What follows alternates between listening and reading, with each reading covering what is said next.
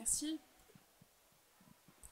Donc, chers maîtres, chers confrères, j'ai le plaisir de vous présenter aujourd'hui ma communication concernant le syndrome de Gold-Buckley ou bien le syndrome d'hyper-IgE à propos de 6 cas.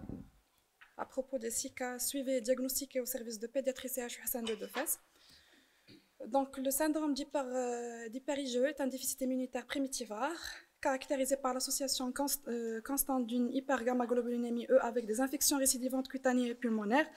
Il en existe deux types, autosomique dominante et autosomique récessif. Le pronostic est lié à la sévérité des infections pulmonaires pouvant entraîner des détresses respiratoires aiguës.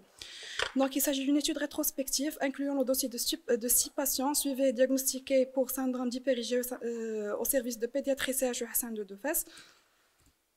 À travers ce travail, nous attirons l'attention sur cette pathologie méconnue de gravité extrême dont le diagnostic précoce avec instauration des soins médicaux adaptés en entraîné l'amélioration du pronostic. Donc, pour les résultats, la répartition de nos patients selon le sexe a objectivé que la moitié des cas étaient des garçons et l'autre moitié étaient des filles, soit un sexe ratio de 1. Pour les antécédents, on a noté une consanguinité de premier degré chez 3 cas, soit 50% des cas, avec un antécédent familial de décès dans la fratrie dans 2 cas, soit 33% des cas. Pour le mot de début, les premières manifestations cliniques du syndrome de Buckley chez les patients ont été représentées par des signes cutanés dans la moitié des cas et par des infections respiratoires à répétition chez l'un tiers des cas, comme on a noté l'infection initiale par une candidose cutanéo-mucose chez un patient, soit 17% des cas. Donc, pour l'âge de début, le syndrome de Buckley s'est manifesté chez 50% des cas avant l'âge de 2 ans, chez 33% des cas entre 2 et 6 ans, et chez un seul cas avec un pourcentage de 16% après l'âge de 6 ans. Donc, les principales manifestations cliniques notées chez nos patients sont schématisées dans ce tableau, où on a noté des signes cutanés chez tous les patients, essentiellement des dermatites eczématiformes, des verrues étendues, des infections de tissus sous-cutanés, des signes respiratoires dans les deux tiers des cas, essentiellement les infections respiratoires à répétition, et devant le caractère récidivant des manifestations cutanées et respiratoires, le diagnostic des déficits immunitaires a été évoqué. Donc, sur le plan biologique, les principaux anomalies de l'hémogramme notées étaient l'anémie d'origine inflammatoire chez 2 cas, soit 33% des cas, une hyperleucocytose chez 50% des cas, et une hyperisoniphilie allant de 300 à 1200 chez presque tous les patients, avec un pourcentage de 83%.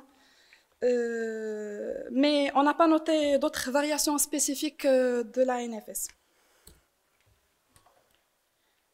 Donc, tous les patients avaient une augmentation des IgE sériques qui, dans la majorité des cas, était supérieure à 1000.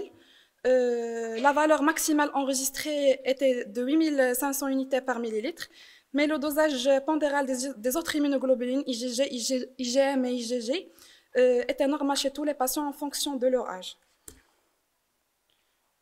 Donc, sur le plan radiologique, la radiothorax a montré des images de dilatation de branche chez une patiente qui a été confirmée par une TDM thoracique.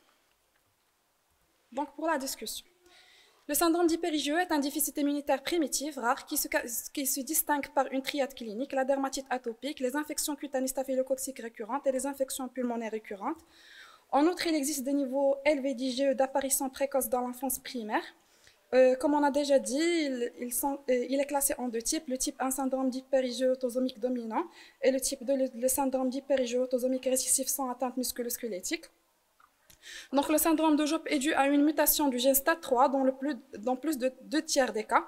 La transmission de ce syndrome est autosomique dominante et à expressivité variable. Dans le reste des cas, l'étiologie du syndrome de Job reste incertaine.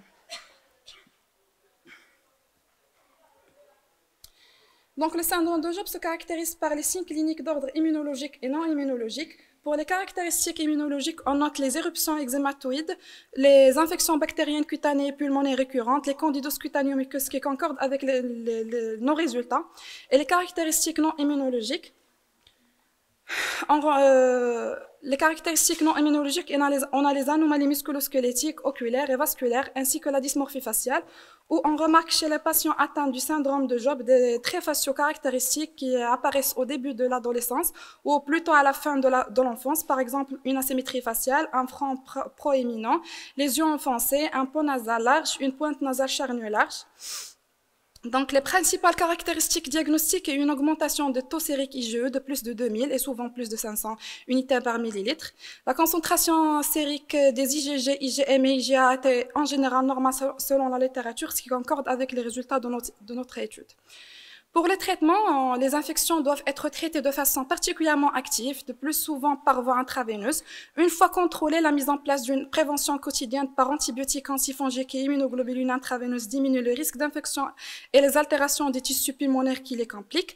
Le traitement dermatologique local à base des émollients, les anti-infectieux éventuellement à base des corticoïdes peuvent diminuer l'intensité de l'atteinte cutanée.